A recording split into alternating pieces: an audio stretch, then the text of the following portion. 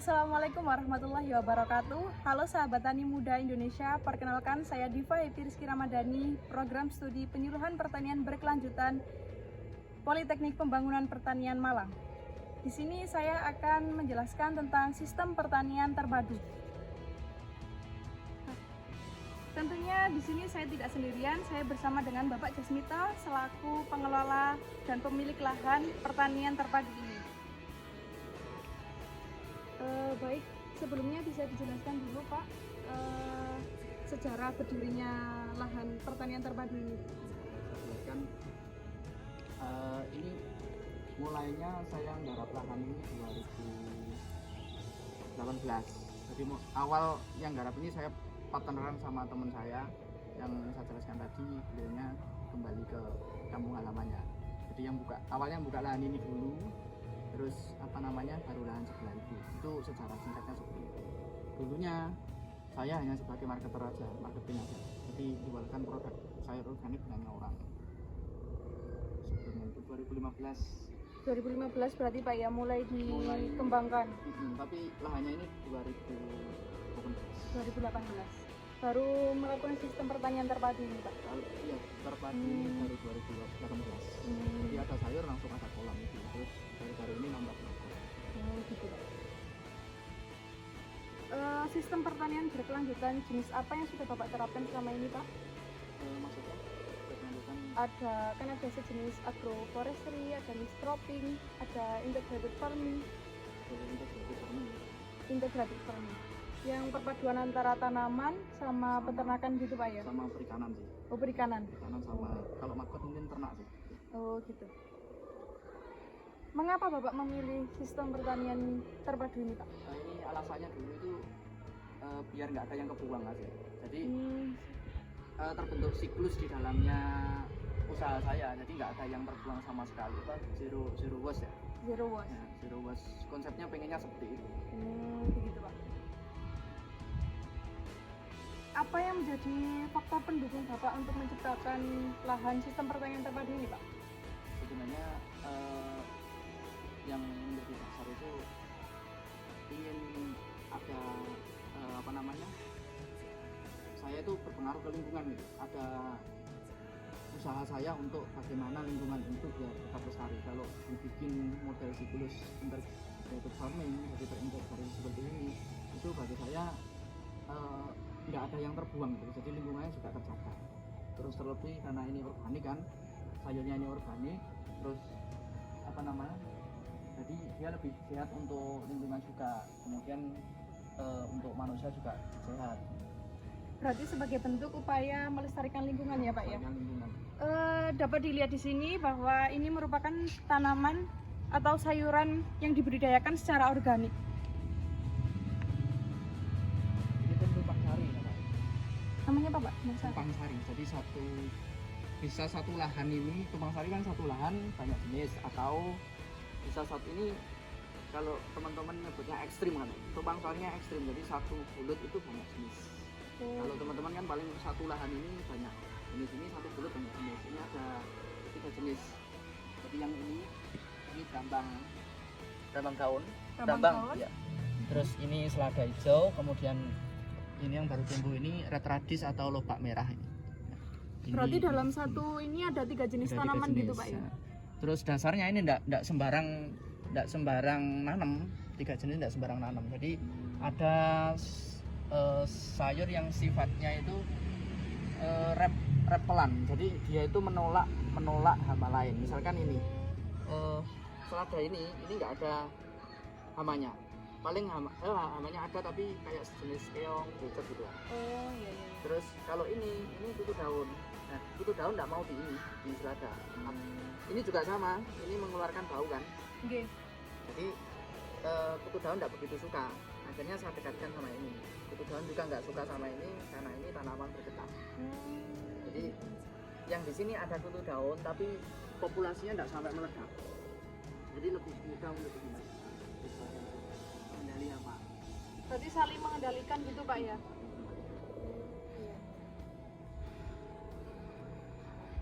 Selama melaksanakan sistem pertanian terpadu ini, apakah ada kendala atau masalah gitu Pak?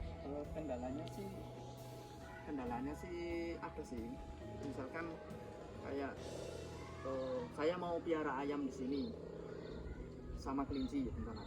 Iya. Terus kalau tenaga kerjanya kan terbatas. Paling saya sama dibantu sama anak-anak magang atau mungkin sama bapak yang di sini misalkan. Nah itu ketika tidak ada tenaga lebih untuk ngopeni ayam sama kelinci itu dikhawatirkan pas lepas, karena dia kan konsumen kelinci kan konsumennya ini kan konsumsi Konsumen pertama. herbivore kan, Oke. jadi dia bisa jadi makan sayur, atau ayam juga omnivore, kalau lepas dia bisa jadi ngamuk ngabisin sayur. Itu yang jadi kendala seperti itu. Jadi persiapan kandang itu harus sebagus mungkin, itu kan butuh biaya. Persiapan kandang, biaya, sama keterbatasan tenaga kerja ya Pak ya. Tapi kalau sama lele aman, karena kalaupun dia lepas paling dia mati, dia nggak mungkin Perikanan ya Pak ya. perikanan. Untuk menghadapi masalah tersebut, upaya apa yang sudah Bapak lakukan Pak? Saya mengganti sih, jadi saya mengganti kelinci sama ayam itu nggak saya pakai dulu, nanti nunggu penutup, maksudnya bisa ada alternatif lain. Jadi saya milih ke perikanan lagi sama makot. Itu yang kalau sewaktu-waktu lepas atau saya nggak bisa ngasih makan, dia masih bisa tetap survive. Kayak lele itu 1 minggu saya kasih makan, paling dia mengurus aja, nggak sampai mati. Gitu ya, Pak? Iya. Memperkecil resiko ya Pak. Memperkecil resiko. Terus keuntungan apa Pak yang Bapak dapatkan selama menjalankan usaha pertanian ini Pak? Keuntungannya satu tadi pelestarian lingkungan. Pelestarian lingkungan. Bantu pelestarian lingkungan. Kedua keuntungan pertama. Pendapatan ya Pak ya? Pendapatan. Jadi selain panen ini, kalau saya mau menjual maggot itu 1 kilo basah bukan kering itu 5.000. Terus lele itu juga bisa dapat hasil lebih. Terus tadi saya dapat pupuk gratis dari sisanya maggot, sama maksud saya nggak perlu nguraikan gitu, jadi diuraikan sama maggot sama lele. Lelenya kan makan sayur juga, kadang makan sayur makan maggot, nanti kotorannya kan ada amoniumnya, nah amoniaknya kan ada nitrogennya. Kalau dipakai siram Gitu ya Pak ya. Menurut Bapak, apa sih pengertian pertanian berkelanjutan? Pertanian berkelanjutan itu kalau menurut saya sih pertanian yang intinya Seperti apa? ini integrated farming apa berkelanjutan? Berkelanjutannya. Oke, berkelanjutan. Berkelanjutan sih dalam waktu yang lama itu tidak merusak ekosistem yang ada. Jadi dia semakin lama itu malah semakin membaik. Itu kalau menurut saya. Berarti sistem pertanian berkelanjutan menurut Bapak itu dalam jangka panjangnya tidak merusak lingkungan dan semakin menjadikan lingkungan lebih baik gitu Pak ya. Baik. Langkah pertama dalam menerapkan pertanian ini apa Pak? Pertanian terpadu. Oke, Kalau yang saya lakukan dulu sih menyiapkan menyiapkan lahan. lahan dulu ini. Jadi dari sayur dulu itu belum ada ikannya, terus akhirnya kepikiran ikan. Terus ikan kok tak kasih makan sayur kan proteinnya sayur kan rendah, sementara ikan kan butuh protein tinggi. Jadi saya harus menyediakan sumber protein yang tidak perlu beli. Akhirnya maggot itu kan 80% sebetulnya kan protein. Nah maggot itu gratis, dia mengkonsumsi sisa-sisa sayur atau buah atau bahkan sampah dapur dari rumah, sisa nasi, terus dan lain itu bisa jadi makanan. Langkahnya awal dulu gitu, makanya nggak bisa cepet dalam waktu 2 tahun hanya 3 konsep yang terbentuk itu, karena itu nyari yang murah apa Yang terjangkau gitu Pak ya. Tapi menghasilkan hasil yang baik. Ngomong-ngomong ini tanaman apa ya Pak ya? kalau yang Bisa dijelaskan? bayam merah, Oh ini bayam merah, yang sebelahnya bayam hijau. bayam hijau. Semua sayuran di sini sudah menerapkan sayuran organik ya Pak ya? Semuanya sudah organik. Tanaman organik ya Pak. Pertanyaan selanjutnya nih Pak, apakah untuk memulai sistem pertanian terpadu harus memahami konsep-konsep atau teori-teori tentang sistem pertanian berkelanjutan Pak? Kalau menerapkan sistem pertanian organik Oke. padu, ya menurut saya sih harus memahami itu. Harus memahami dulu ya Pak, Itu baru bisa mempraktekkan. bisa mempraktikkan. Di sini kan Bapak sebagai pelopor pertanian terpadu di sini. Bagaimana sih Pak cara buat mengajak masyarakat tani beralih untuk menjadi petani terpadu gini Pak? Nah itu yang sampai sekarang hampir tidak, kalau misalkan target saya 100% gitu, yang tercapai paling nggak sampai 10% untuk mengajak seperti itu. Tapi ya di sekitar sini sudah ada, sebelah sana itu ada yang sudah mulai menerapkan. Dia belum terpadu, tapi sudah pertanian bersama. Belum terpadu. Yang terpadu ini baru saya ada di sini. Dan teman saya juga belum. Tapi rencananya ke depan mau menerapkan model pertanian organik terpadu. Sulit Mbak, soalnya katanya yang diopeni satu aja ngopeni sayur itu sering gagal, kok ngopeni banyak. Nah, itu yang sulit. Pertanian organik ini kan nggak hanya satu macam tanaman ya Pak ya? Betul. Berbagai macam tanaman yang ada ini bisa ditanam organik. Terus berapa sih Pak pendapatan bersih yang Bapak dapatkan selama menerapkan sistem pertanian ini? Kalau dari lahan ini sih paling kalau bersihnya paling cuma satu petak ini paling 1 jutaan bersih. 1 juta itu dalam waktu 1 bulan? Ya tapi kalau kan saya punya mitra juga, kalau punya mitra sih kalau bersihnya saya kurang tahu ya menghitungnya, soalnya catatannya juga nggak karu-karuan. Jadi kalau omset sih bisa sampai 6 sampai 10-an per bulan. Itu termasuk saya ngambil dari mitra, saya jual lagi kayak gitu. Terus jualannya nggak hanya sayur, kadang pupuk itu juga laku, pupuk cair laku, waduk laku, terus ada yang beli benih. Jadi yang ada di dalam usaha saya yang saya jual itu omsetnya sekian. Dalam lahan pertanian Bapak Jasmito ini dapat kita lihat berbagai macam tanaman organik bisa ditanam di lahan ini. Seperti tanaman kale ini, bawang, daun bawang, ada selada, ada bayam merah, ada bayam hijau, dan lain sebagainya. Dalam menerapkan pertanian berkelanjutan sistem pertanian terpadu ini, Bapak Jasmito menggunakan pupuk cair, pupuk organik sebagai pupuk tanaman organik ini. Bisa dilihat, ini proses pembuatan pupuk organik oleh Bapak Jasmito. Bisa dijelaskan Pak? Ini sisa sayurnya ya. Ini sisa sayurnya, ini saya rendam dulu pakai itu biang bakteri. Nama merek bakterinya Dicoprima. Dicoprima ya Pak. Itu saya kasih tetes sama air, terus saya biarkan aerob seperti itu. Nah ini saya rendam dulu, aslinya cuma dicelupkan tidak apa-apa. Ini terus dimasukkan sini. Nah ini mulai muncul belatung kan, mulai muncul belatung kecil-kecil. Nah, ini sudah ada belatungnya. Terus airnya ini kan keluar airnya, ditaruh di sini. Ditampung di wadah gitu ya Pak ya? Di wadah. Apakah ini sudah bisa langsung Belum diterapkan Pak? Biasanya saya olah lagi gitu. Oh, diolah Jadi lagi. saya fermentasi, saya kumpulkan kalau sudah banyak. Ini hasil fermentasian. Ini sudah tak tuangkan ya Mas, bentar ya. Oke.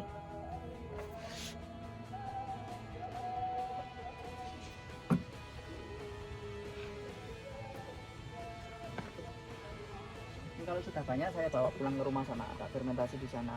Kan butuh aerob, jadi saya pakai aerator. Di sini kan nggak ada listrik. Nah, Berarti diolah kembali ya Pak ya, sebelum diterapkan. Ini yang dari buah aja ini. Kalau ini dari sisa sayur, jadi fungsinya beda. Kalau dari buah ya saya gunakan untuk mupuk yang saya ambil bunga atau buahnya, kayak brokoli, bunga kol, terus buncis. Pokoknya yang ada bunga atau buahnya. Itu dari pupuk, dari sisa sisa buah. Sisa buah. Oh iya Pak. Kalau ini sisa sayur. Saya tuangkan. Warnanya merah apa coklat karena dia ada tetes tebunya. Nah, ini baunya memang kayak nggak enak ya, karena ya namanya kan barang busuk. Iya. Terus magotnya tadi di sana, yang kalau penuh ini terlalu over, magotnya nggak habis-habis, akhirnya saya taruh di sana. Meskipun di tanah kan masih hidup magotnya. Begitu ya Pak. Ya. Kalau mau ambil magot, kita ambilkan. Dapat dilihat di sini bahwa penggunaan pupuk cair dari sisa buah dan sisa sayuran memiliki kegunaan dan fungsi yang berbeda. Dari wadah yang tidak cukup untuk menampung sisa sayuran maupun buah-buahan tadi, maggot yang ada di tong tersebut dapat digunakan di sini oleh Bapak Jasmito. Nah, ini kalau mau ngambil biasanya saya ambil. Ini semuanya masih manual ya. ya memang agak jijik namanya organik ya.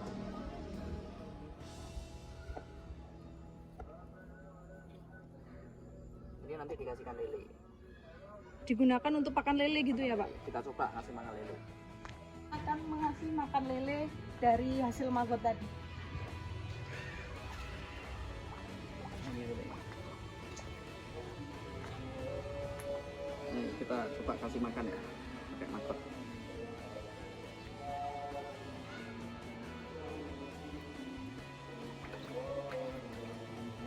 Kira-kira sudah berumur berapa minggu ini Pak Sudah lelenya? lama, ini lewat dari 3 bulan, sampai Lewat kalau dari 6 3 bulan. Hmm. Memang saya biarkan, ya kalau butuh gitu diambil, dimasak sendiri. Sementara ini belum jual lele karena nilai ekonomisnya terlalu kecil kalau nggak skala besar. Apakah air dari lele, dari kolam lele ini bisa digunakan untuk campuran itu Pak? Bisa. Bahan pupuk cair gitu Pak? Langsung di aplikasi biasanya juga bagus. Oh, Dibandingkan langsung? hanya- langsung. Karena ini kan ada amoniaknya ini. Ada Kolam amoniaknya di sini? lele. Amoniak itu kan strukturnya N4 atau NH3, jadi ada nitrogennya kan. Nah itu nanti kan bisa digunakan untuk Bagus buat tanaman buat organik. daun. Kalau buat buah-buahan kayak tomat itu kurang bagus. Jadi subur daunnya tapi buahnya jelek. Berarti amoniak yang ada di kolam ikan lele ini digunakan untuk kesuburan daun ya Pak ya? Buah daun. Suburan daun. Pak Jasmito bisa dijelaskan ada berbagai macam tanaman apa saja yang sudah Bapak tanam di sini Pak? Kalau yang pernah saya tanam sih banyak sih, ada bayam merah, bayam hijau, bayam belang, terus bunga kol, kangkung, kemudian berambang daun, terus berambang pre, selada, sawi, pakcoy, kemudian kale nero, curly, red Russian, terus itu ada walo, itu timun padang, pokoknya banyak, hampir semua jenis tanaman pernah saya tanam.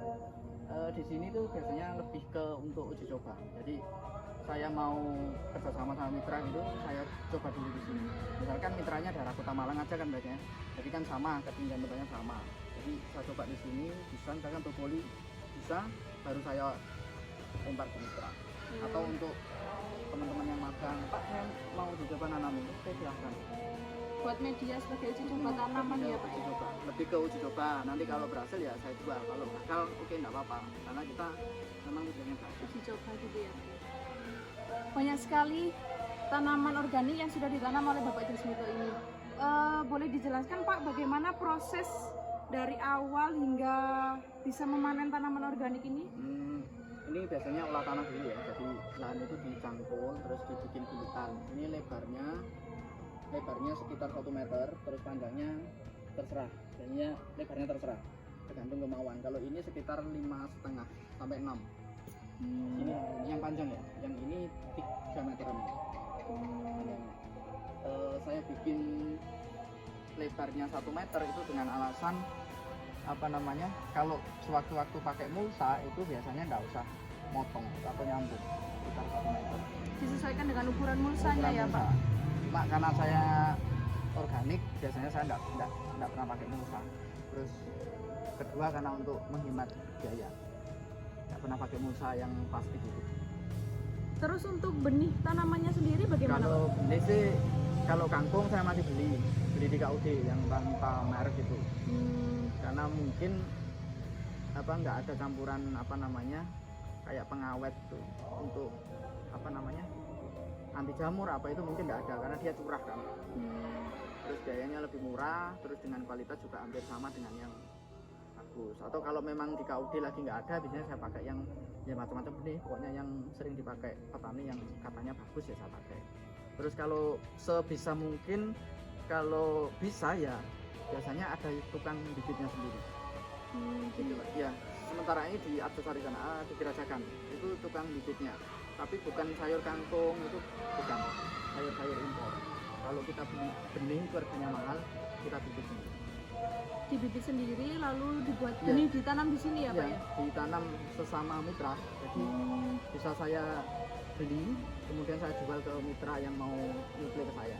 Kan kalau jualan benih harus sekelompok aja, kalau tanpa izin. Jadi kita pakai sekelompok aja. Enggak kita perjualbelikan online gitu enggak. Jadi tanaman-tanaman yang gagal seperti itu nanti Dijadikan pupuk organik ya Pak? Jadi Ya? pupuk, khusus saja jadi pupuk.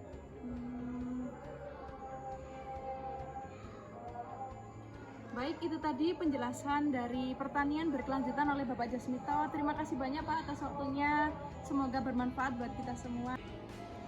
Sekian video tentang sistem pertanian berkelanjutan integrated farming oleh saya. Terima kasih. Wassalamualaikum warahmatullahi wabarakatuh. Sampai jumpa.